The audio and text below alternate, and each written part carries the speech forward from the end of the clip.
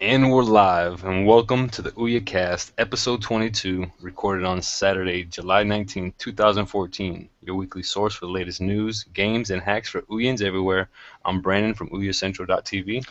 And I'm Steve from OUYABrew.com. Thank you guys for joining us for episode number 22 of the OUYACast, which is pretty amazing. We've done more than 20 of these things, but we're going to get things started with a few announcements. And today on the show, we do have some special guest developers of a game called Elysian Shadows, and we're going to talk to them in just a few minutes about their game.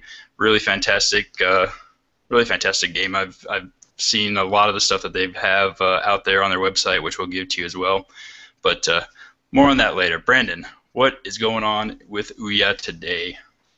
We have an Ouya sale, 20% off for the So Many Me, which just released earlier this week, and their sale is on until the 25th, and it's $11.99 at the moment. So go ahead and pick that game up before the 25th if you want to get it on sale. And then it's going up to $14.99.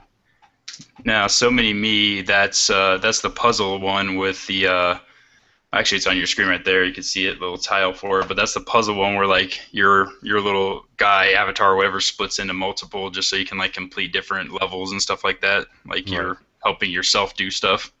Yeah. That was always a cool game concept. I've played a few games like that, and it's always been fun. So for $12, man, get it while you can get that 20% off discount, because you never know when they're going to have another sale. It might be a year from now. It might never happen. So Right. Yeah. And I was just looked them up. I don't know how I found they had a Kickstarter and they didn't actually fulfill the Kickstarter.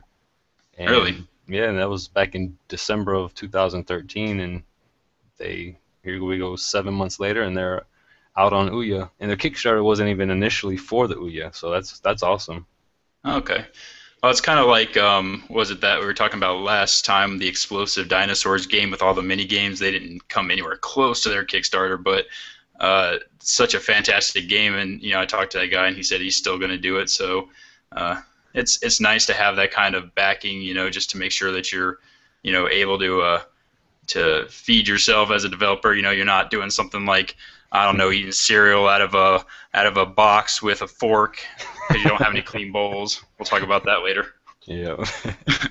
But yeah, so that's a cool looking game. I can't wait to play that one. Hopefully, I'll get a chance to. All right. And you had some exciting news this today, and came in an email. Yeah, so we did a review of the Bird Bros arcade machine, which basically uses the Ouya as a like the brain of it, the computer part. Right. And that was when they first came out with the announcement that they were making these arcade machines. So it's a month or so ago, maybe two. And today Ouya sent an email out that said, "Hey, check out the Bird Bros arcade machine."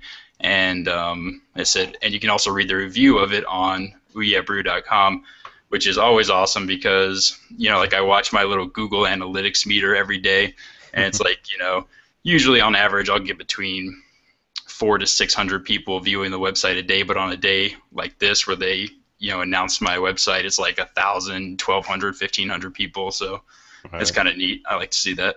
Yeah, that's cool. Made my day a little happier. All right. Well, speaking of Ouya, and nah, I don't want to go there. Last week I announced that they had an app on there, and I couldn't find it. Well, it's still in development, but I got my hands on it. Thanks, Ouya. And it's called Tubi TV. And let's launch it real quick. Just show you guys. It's not officially on the Discover Store yet. Uh, Last week, Jared Yeager he let us know that they're still working out a few bugs and stuff, and it's coming back. And here's a little preview of it before it officially releases. And Oh yeah. it's got a few, So it's like a Netflix type thing. yeah, something similar to that, yeah. And got Fraggle Rocks. Just I a little, love Fraggle Rock. It's yeah, awesome. Yeah, I remember that when I was little. That looks pretty cool. I can't wait to review that. I wonder if you have to have like some kind of subscription or if it's more like Crackle or they're just free. Uh, It should you be know, free. Let's see. Let me find Fraggle Rocks again. Try out. yeah, you don't want to watch Triple X. Nah, we'll keep this show a little PG-13. All right, that's Let's kind of see. cool. Can you do it? You guys can't hear it, but there you go. Fraggle Rocks on the Ouya. Sing, sing the theme song, man. Dun, dun, dun, dun, dun, dun, dun, dun. No, Yeah, okay. Well, fine. I don't remember that yet. Well then. So one more thing, as far as new releases go, and I want to talk about this, and then we're going to get to our guest developers. But do you remember? It was probably around episode 10 or 11 or something like that. We were talking about games that we'd like to see on the Ouya, and one of them that I said I really liked playing was this flash game called Boomshire, where you just clicked somewhere on the screen. And so basically what it is dots float around the screen, you click on it, and they explode, and then what you're supposed to do is set off a chain reaction of explosions by other dots that are floating around the screen. Well, they finally came up with this game, except for it's not called Boomshire, it's called EP Chain Reaction. Okay, you gotta pull it up there. Yep. It's such a simple concept, and I know it's stupid, but I love just doing that whole chain reaction explosion thing. I'll watch a video here for a second. Let's see. Yeah, I can play the video, but it's not gonna. There's no audio. That's cool. I was just happy that I saw it because I was like, oh my god, this is exactly what I wanted to play, and here it is. So yeah, all you do is you just boom, boom, boom, and then you have to, like, every level gets progressively harder. You have to, hit 1 on the first level, and then it's like 5 and 10, and then the more and more you go, the harder it gets. So you got to really like time everything perfectly, and All right. I don't know. It's stupid, but I liked it. I mean, I could just play that for hours because I'm apparently very easily entertained. But yeah, neither here nor there. Yeah, but it's free to try on the Ouya. I think it's just free. Period. Yeah. So I'll take that. Yeah, it's available in 21 languages. Register your free EP game account and challenge your friends to make the highest score. It's by these developers here. Maybe they'll add a multiplayer feature or something like that, and we can go head to head on the next OUYACast. All right. So you want to make the announcement, sir? All right. We have a majority of the team from Elysian Shadows, the next-gen 2D, 3D RPG, coming out on Windows, OS X, Linux, Android, iOS, Ouya, and the Sega Dreamcast. What? So with the team, you guys want to introduce yourselves? Yeah, that last one's not even a joke, by the way. It sounds like it. Yeah, I'm Falco Gergis. I'm the lead engine developer and tool developer for Elysian Shadows. I'm Tyler Rogers. I'm the lead gameplay engineer and scripter for ES. I'm Daniel Tyndall. I'm the web and level designer. I'm Leandro Tokarewski. I'm a pixel artist and do other stuff, help out with the game. All right. Awesome. So give us a bit of an overview, guys. What is Elysian Shadows all about? Yeah, so I'll start off with kind of the overall themes of the game, and then Tyler can talk more about the storyline itself. So Elysian Shadows started off as this crazy indie project in my parents' attic several years ago. It was an engine being developed specifically and exclusively for the Sega Dreamcast. And it was an overhead, old-school 2D RPG only. Basically, it looked like a 16-bit RPG. And over the years, we just started adding more and more stuff to this game. We wanted like physics for combat. We wanted to add lighting engines. We just started pushing the envelope of what is a 2D RPG so much that it really became something that it wasn't originally intended to be. So that's when we rebranded ourselves as a next-gen 2D RPG, because we were pushing things to an extent that it was never originally meant to be, and it became something new altogether. So that was right around the time we kind of blew up on YouTube with Adventures in Game Development, and we started porting it to other platforms, and that's kind of where we are today. This was just like, you know, we grew up loving and playing games like Chrono Trigger and Secret of Mana and these old school 2D RPGs, and this is a way of fusing the best of those games with modern mechanics, modern lighting, modern aspects, and things that could not have been possible way back in the day with the Super Nintendo hardware.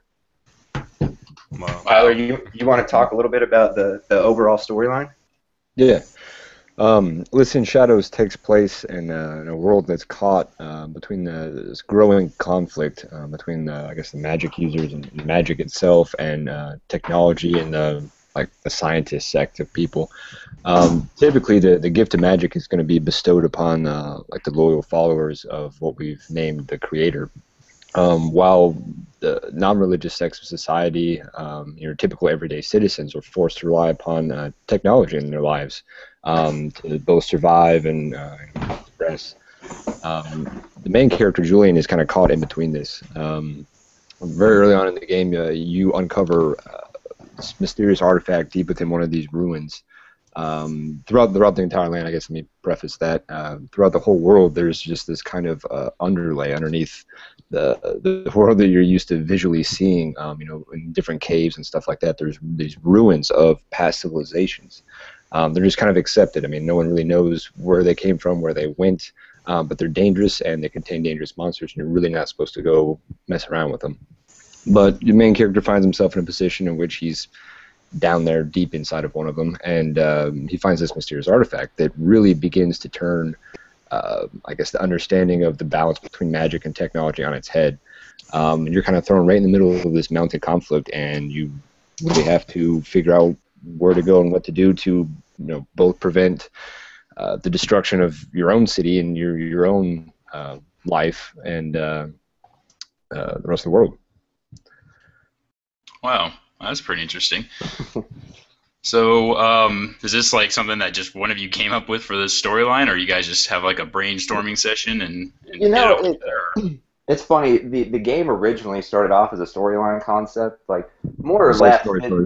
This is kind of the same storyline at its base that happened all these years ago in my mommy's attic when it was being developed for the Dreamcast.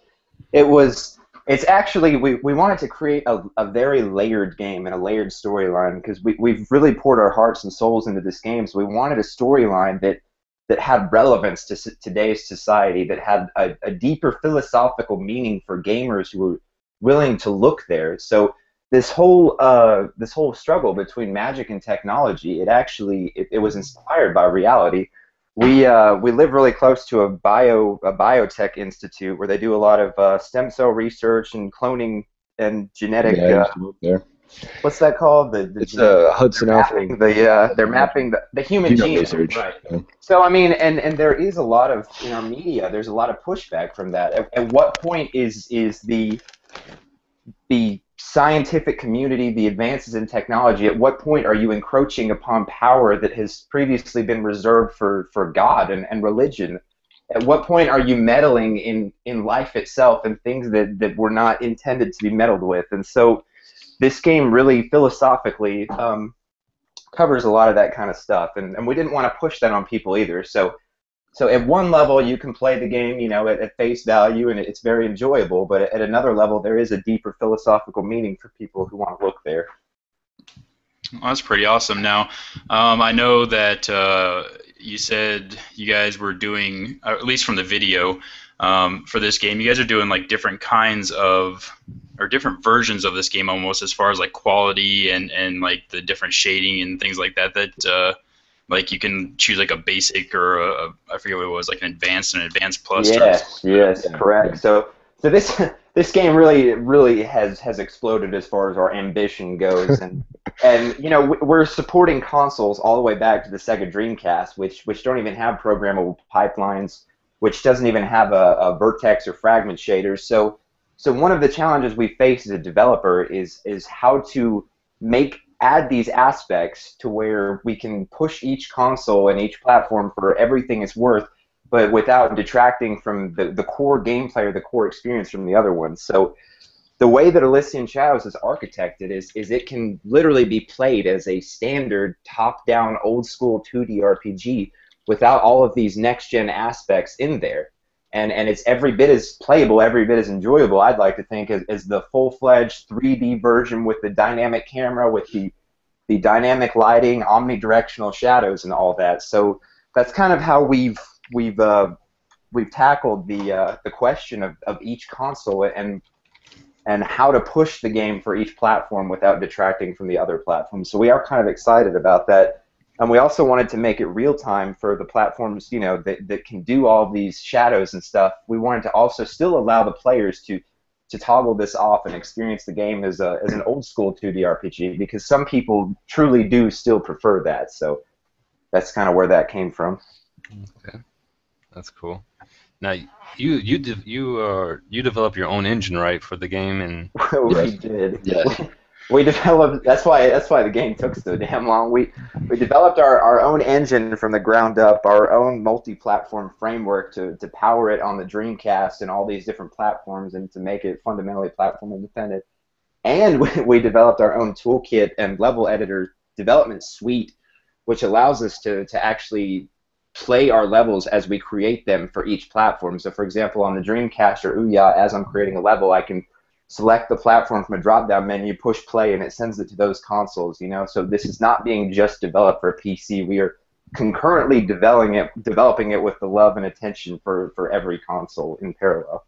Yeah, I have to be very mindful of the difference in the hardware between my Mac and the Ouya and Dreamcast. So. Right, and that development suite we created is actually, that's why we have the stretch goal of user-created content, is because from the ground up, that's the way this game was created.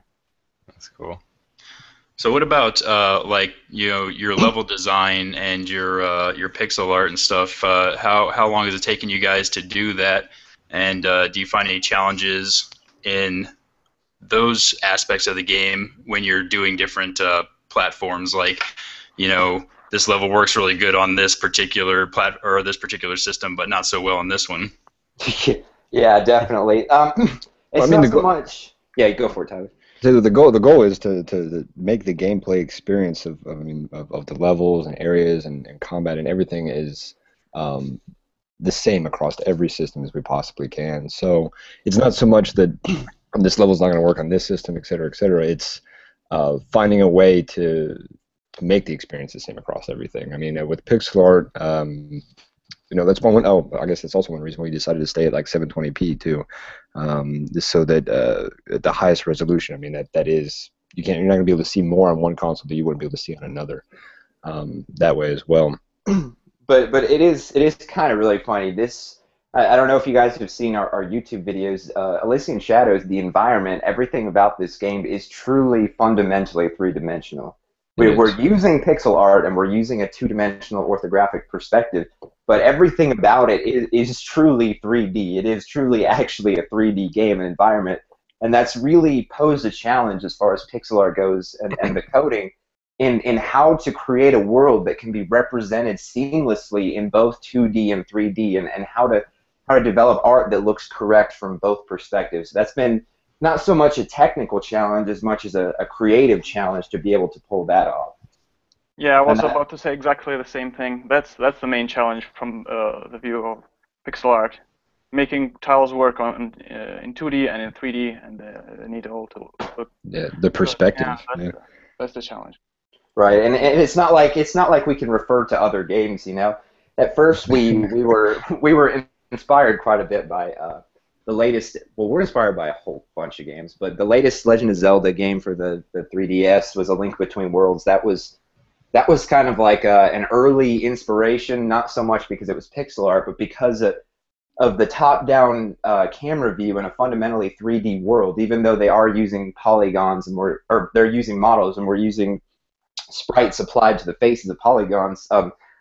A lot of what they did was actually like reinforcing that what we were doing creatively as far as the 3D perspective and what we'd be able to pull off was good. But then at the same time, we also had to work out in 2D, which is a problem that I don't think any other game really had to face. And even Fez, when they went from 2D to 3D, that their 3D view was still orthographic. It was not fundamentally a a three-dimensional perspective projection. So we're really in a unique position there, to where we've had to architect our own tools and kind of find our own way as to geometrically how exactly this game works and is cohesive to the gameplay experience.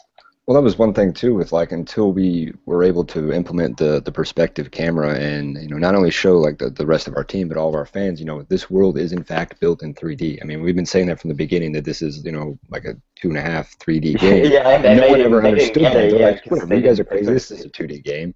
Well, as soon as we enabled the camera and, like, you know, pan down and then like a little bit to the left, everyone's like, oh my god. I get it. Like, yeah. That's pretty awesome. Brandon, you still there? Yeah, I'm here. Okay.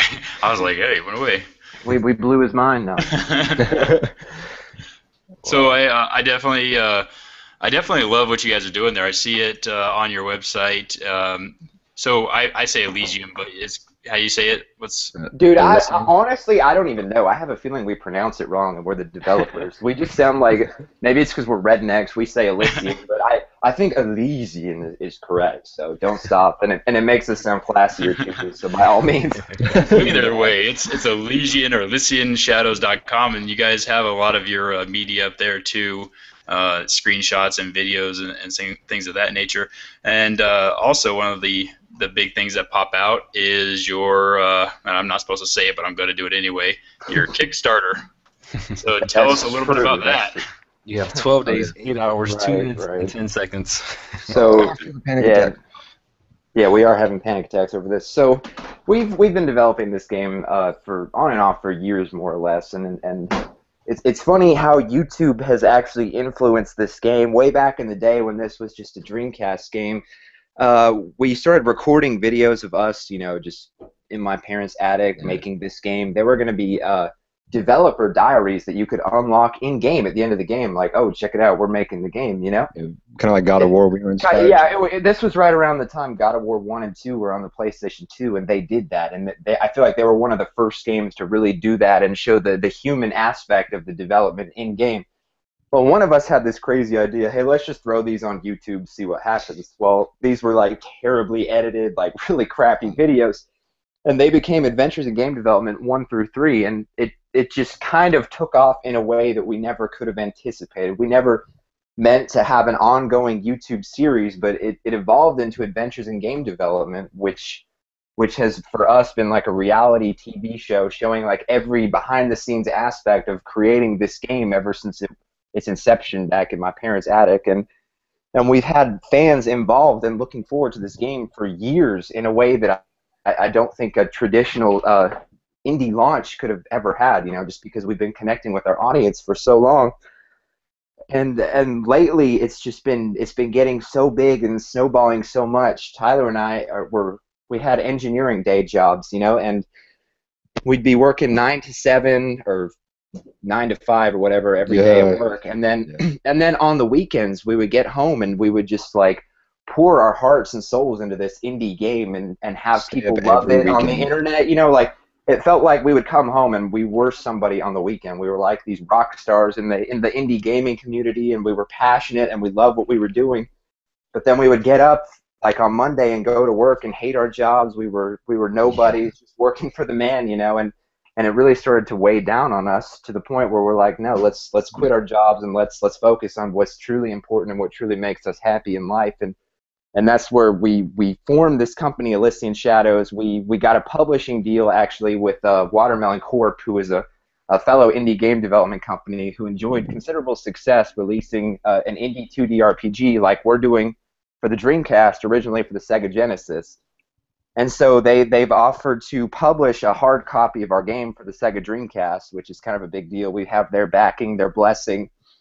And we just decided, you know, like we're at that point now. It's kind of do or die. Let's create a Kickstarter. Let's get this funded. Let's create the game that we wanted to make, because in order to do that, this has to really be our full-time job, and that's where we are now. And the community support has really been overwhelming for that. Our publishers' support, they actually drove down and all the way from Iowa to come visit us. The president of Watermelon drove down to come visit us. You know, we're just like these ragtag guys developing a team, like crashing on the couch. And he helped introduce us to the business aspect of creating a game development company and all that, and so it's really been a journey for us, but it really all comes to like a pinnacle with this Kickstarter. It's really going to determine like the future of the project and you know, if this is realistic or not.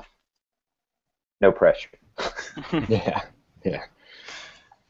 So what are some of the stretch goals? I you mentioned some of them earlier. Like We did, yeah. So we're a content. bunch of crazy Very ambitious ambitious. fuckers. Like, so we've had all these ideas. You know, we've been developing this game for a long time, and we play a lot of other games for inspiration. One of the ideas, and I kind of alluded to this earlier, is the fact that since we created our own development suite from scratch to create this game ourselves, is that we can release this development suite to the audience if the fan interest is enough, and you can literally use our engine to create your own moddable content, your own worlds, your own community for Elysian Shadows, and we can also create DLC to continue the storyline after that. And what's really cool about this is, you know, there's a guy on the Ouya who wants to create his own level and, you know, uploads it.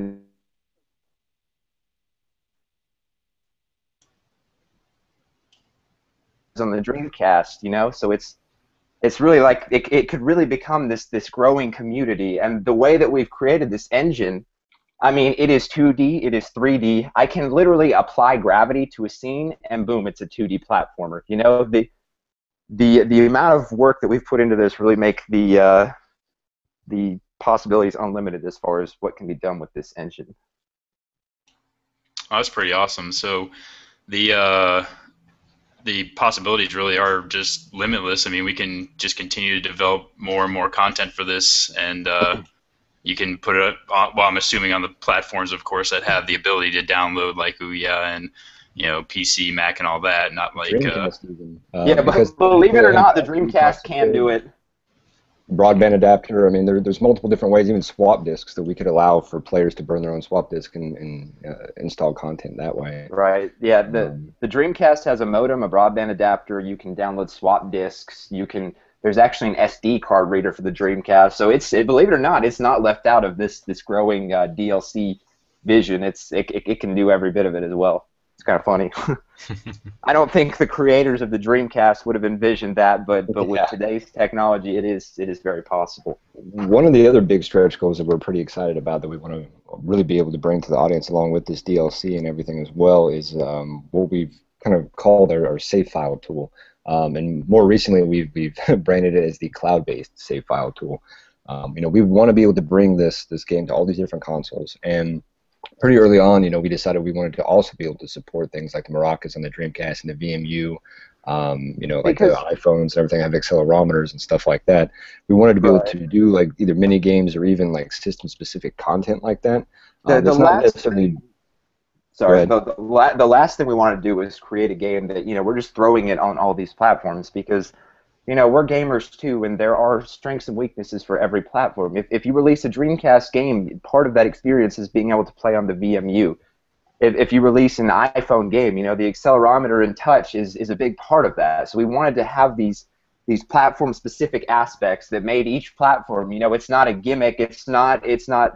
You're not getting a crappier version on this platform. You're getting something that was tailored for this platform, you know, to give you the full experience. And keep going with the save tool. The save tool is really how we wanted to expand upon this idea. So really what we wanted to do is allow you to easily take your save file with you to where, like, say you own it for, like, primarily for, like, the PlayStation 4 or the Sega Dreamcast, but you also bought a, like, digital download copy for, like, the 3DS or for your iPhone. Well, you're playing at home, whatever, and you need to travel or what have you. You can save your game to this cloud, and then when you turn on your 3DS or your iPhone, you can then grab that exact same save file, pick up right where you left off. But maybe at that point, you're like, okay, I'm going to go ahead and pursue this like iPhone-only side quest or something like that to get, you know, this item or what have you. Do that, complete it, save again, and then by the time you get back home, you can load it up on your PS4, and you still have that exact same, like, you know, iPhone-specific item now on your PlayStation 4. Being able to create that cohesive gameplay experience across all systems is important, because that kind of leads into our next really insane stretch goals. As far as allowing both vocal multiplayer support, that's something we wanted to do kind of in the tune of like what you would expect Secret from of Mana. Fantasy Star Online, if you will. You kind of have Oh, like these right, that's the player-based thing. like lobbies that we either create slightly modified versions of the towns, or even the exact same in-game towns, but they'd have to be obviously different lobbies. We couldn't have like 700 people in one area, but something like that. And then when you go out into the world or go out to these dungeons and stuff, you would create a party of 4 or 5 people, and then it would be an instanced version of that. You could go down into these dungeons, content would be scaled up and get a little bit harder, but then you're playing with your friends like that.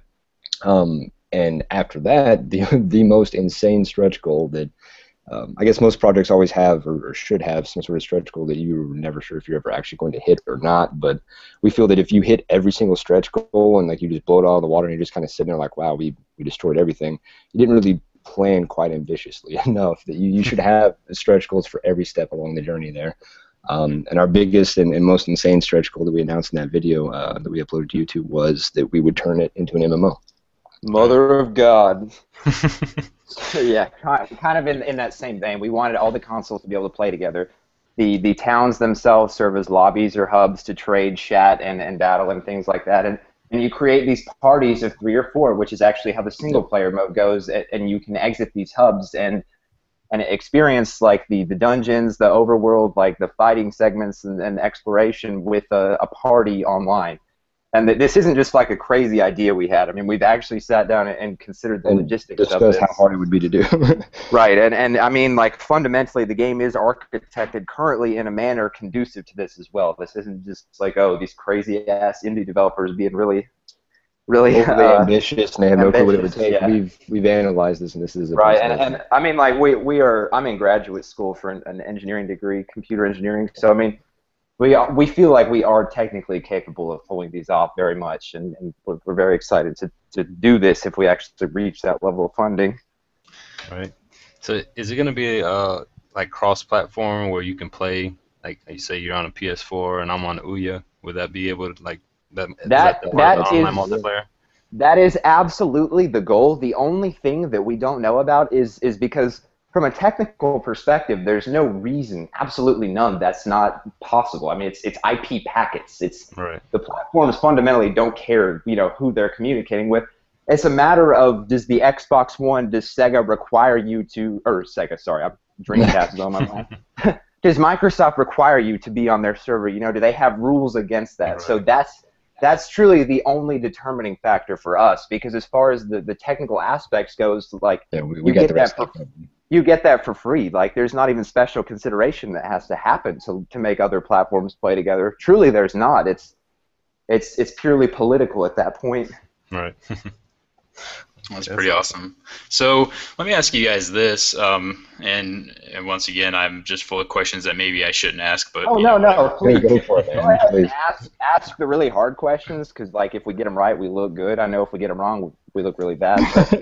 Well, actually, what I was curious about is pricing for what you think you're going to be releasing it for on the Ouya, especially obviously since we're more tailored towards the Ouya, but also about your fundraising goals for Kickstarter. What are you guys looking to get from the backers? What can they look forward to as far as like the reward systems and things like that they have in place? Yes. So first of all, on Ouya, I want to say that the pricing for each platform is going to basically be determined by the market for that platform. We're not going to release a game that is $50 on the Ouya just because it's $50 on the Dreamcast. That's bullshit. Yeah. It will be basically what you can expect from an Ouya game. Yeah. Okay. We feel like that would be really douchey. We would never do that. And of course, like the Dreamcast version or the that also gets into the rewards. So for the rewards, we have quite a few like pretty ambitious rewards. There will be vouchers for digital downloads for every platform. There will be like additional digital copies as well. Like if you already purchased like a physical or a primary one, you could get additional digital copies for at a discount, right? Because of the cloud save that we said, that suddenly there is kind of an incentive to own more than one platform. But also we will have deluxe physical copies, which our publisher will allow us to do because he actually owns a factory that produces things. So for some of the platforms like the Dreamcast and PC, you can actually buy the game with the jewel case, the instruction manual, as if you just went to Walmart and bought this for the Dreamcast. Along with that, we have some really cool awards, like people have been following our Adventures in Game Development series for years. We want to press those to DVD and get like the ultimate package, which comes with these DVDs that show like the birth and rise of this project all the way from its inception. We also have we have a very ambitious audio engine. Not sure if you guys knew. It's completely dynamic and 3D and positional with surround sound in a 2D game. A physical and a digital downloads for that soundtrack, which the gaming community has really loved. Our musician has done podcasts just for his soundtrack, so he's very much built a following just for the music of this game before it's even out. It's kind of funny. You know, we also wanted to offer like the design docs, both physical and digital. Like, yes. The entire design documents. We actually, it's funny because I don't think most indie games people really give a shit about the programming, but Tyler and I have shown the programming all the way from the beginning on Adventures in Game Development. So we have like hundreds of people who are coders, like even in the industry. We have contacts with EA, you know, who've been watching our project. Like, wow, you guys are really cool. This is like the real deal. This is really advanced programming. So we've also kept notebooks of like the code and our own journey through like the lighting equations, the physics equations, and all this like documented, so you can see like the creation of this game also from a technical perspective as one of the rewards. And of course we have plenty of rewards for digital editions. Like you can start off with a pretty sweet sword that we've planned that's actually based on the Master Sword.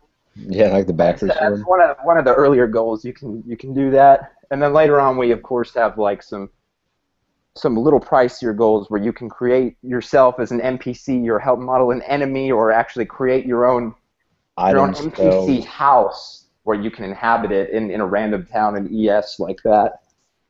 Yeah, we've also talked about adding, of course, like things like posters or T-shirts and whatnot. But one of the big things that we really are extremely excited about is offering a custom Dreamcast VMU and controller bundle, branded with the ES brand. Which, by the way, we might be able to do that for the Ouya as well. So don't discount that. Yes. Which would be pretty sweet. That's something our publisher has already dabbled in. It's really crazy, like what these guys have been able to do, because they've actually had to invest time and money into the infrastructure to produce like Sega Genesis, Sega Dreamcast games, and all of these physical things that are usually outside of the realm of possibility to indies, you know. But since they're publishing us, we kind of have an opportunity that not many other people have. So it's kind of cool there. It's exciting for us. Right. Yeah, you guys sound real passionate about your project. I mean, your day jobs, and you're just going all in.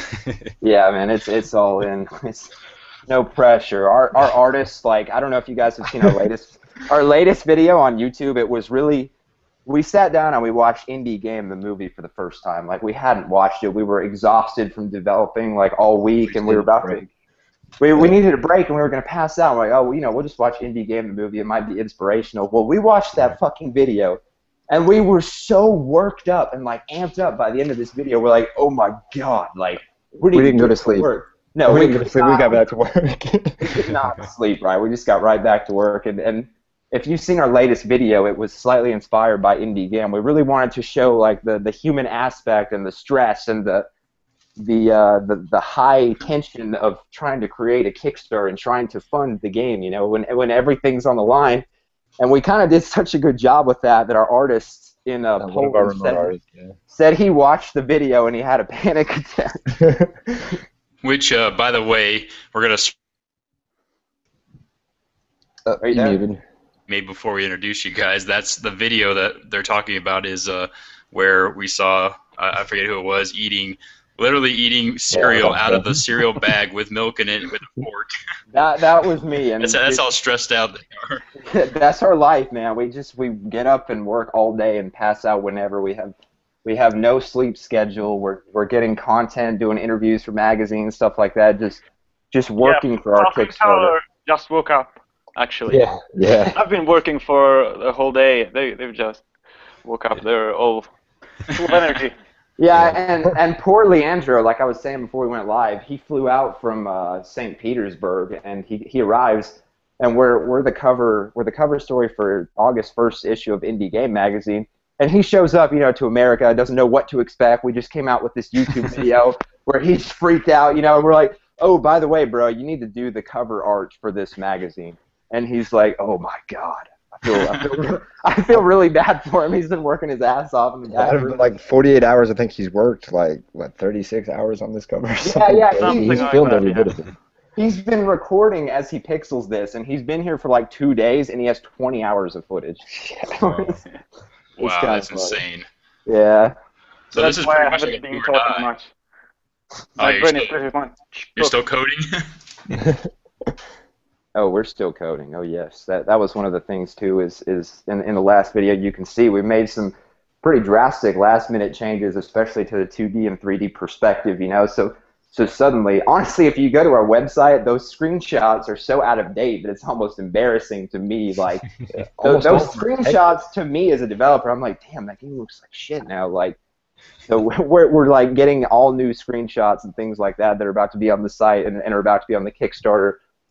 Then I think things look just so much better from where we were a couple months ago, but it's all last-minute crunch time changes.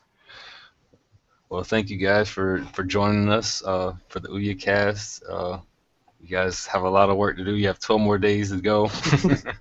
God, don't remind me. Well, so once again, just to recap here, you guys are going to be starting your Kickstarter in 12 days. Yes. Everybody can go to ElysianShadows.com to check out, you know, at least some preliminary, you know, screenshots, things like that. Your adventures in game development is there as well, it looks like. So yeah, I mean, you guys have a lot of information there. Can they get information anywhere else besides your Kickstarter and your website, Facebook or Twitter or anything? Yeah, Twitter, Facebook, and YouTube. YouTube's the huge one for us also, because that you really get to see everything behind the scenes that you couldn't see from a screenshot or just like a tweet or something like that. But yes, we're Facebook, Twitter, Google+, YouTube, the website are the big ones for us right now. I believe all links to all of that stuff is also on ElysianShadows.com, so you can find that. Oh, is it really? I'm looking on there right now. I'm trying to see. We also have a page on the website for like Meet the Team. That you can find individual team members on the different social media sites that we have profiles on, like Twitter, Facebook, and Google+. Oh, is Tyler trying to recruit new Facebook friends on? I got to beat Patrick and Twitter. So. I'm just kidding. Our Twitter competition. No, and we are very open and interact with our fans, like absolutely. You know, people post like on our Facebook walls, like your game looks cool, but what about this and this? You know, we're very receptive to the community, and we've always been very open with our development. That's kind of why this game has become what it's become, because I think there's a sense of community here for this game that other indie projects haven't had, because they don't have the ability to reach an audience like we do because of our YouTube series.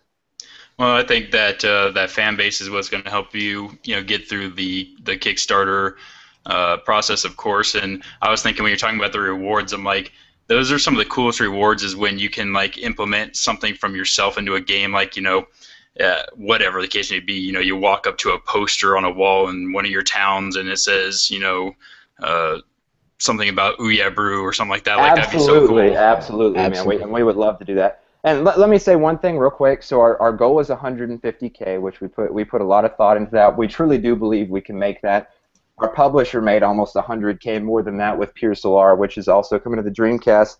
But I wanted to say specifically to the Ouya people and the Ouya community, because you're here, that for me, I'm the hardware guy, and I've really appreciated developing for the Ouya. I truly believe in what the Ouya represents. I back the Kickstarter. I think it's something beautiful that there's this whole console dedicated to indie developers, and we desperately wanted to be a part of it, so much that we've spent a considerable amount of time and energy on the Ouya build specifically, because we're doing so much advanced stuff in the shaders on the PC that it's been a little rough, to get everything 100% up to par on the Ouya, but I've been very much committed to doing that, partially because my ego's on the line, because I'm a computer engineering master's degree. I'm like, oh, this has to be hand optimized, but I'm saying I went in and assembly optimized some things for the Ouya. The shaders are hand optimized for the Tegra 3, and we're very excited to bring it to the Ouya. That is truly I feel like the Ouya and the Dreamcast for me are like the two main platforms for ES right now. as far as the community and as far as what we represent. That's So awesome. I just wanted to mention, we're not just throwing it on the Ouya. Oh yeah. That's definitely Awesome.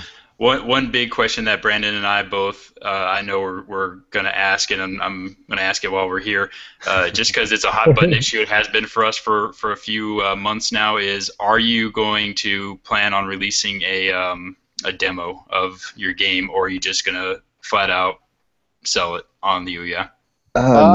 Not for the Kickstarter. Definitely not for the Kickstarter, only because we're so stretched for time. Right. No, just when you finally release it, though. When we finally release it, yeah, there may very well actually be a demo of the first town or so. Yeah, we're not opposed to that at all. Okay. It'll We come were a little down worried to about releasing it early like this, especially since we just made like these drastic changes and stuff like that for like the 3D and some of the other lights. That we didn't want to release this product after all this hype, all these years, and all these fans on YouTube, and then they're like, oh wow, there's like either this game breaking bug or like something that just makes it underwhelming. We're dedicated to giving them the best experiences possible, and we feel like we couldn't do that in a rushed demo for the Kickstarter. So Right. definitely towards the end of development, towards release and everything, absolutely. I think it will only come down to, as long as we're not behind schedule, we should absolutely be able to do a demo towards release, and we would very much be open to that. That would be awesome. Well, I mean, and you got to do another. what you got to do, because like Whispering Willows did the exact same thing. They had their game out, and there was no demo, and then once they got it out and they could take a second to breathe, then they were like, okay, now here's your demo. Right. Right. Yeah, it's hard to say where we'll be in a year, if we'll still be alive from all the stress. I'm just kidding, but yeah, it sounds like a great idea right now. We're definitely not opposed to it. It sounds awesome. That's great. Well, you got two backers right here, and we're waiting 12 more days. Thanks, guys. We appreciate it. We're excited. Thank you. Really Yeah, definitely. excited about your project for you guys, and thanks for being on the OUYACast with us. Thank you for taking the time. I know you guys are busy and need to get back to work. Thanks for having us. We had fun. So once again, the team here with us, Daniel, Falco, Leandro, and Tyler from Elysian Shadows. Check them out, ElysianShadows.com, and make sure that you support their Kickstarter when it comes out, because we need more awesome games on the Ouya like this. Woohoo! Thanks. Hell yeah. Well, that's it for this week. Thank you for being with us. Thank you for listening. You can catch us on Twitter at Ouya Central TV and at Ouya Brew. If you're a developer and you want to get on, if you have a Kickstarter come in, contact us. If you just want to be on the OUYACast, just contact us. And thanks for listening. See you guys next week. See you guys. Yeah.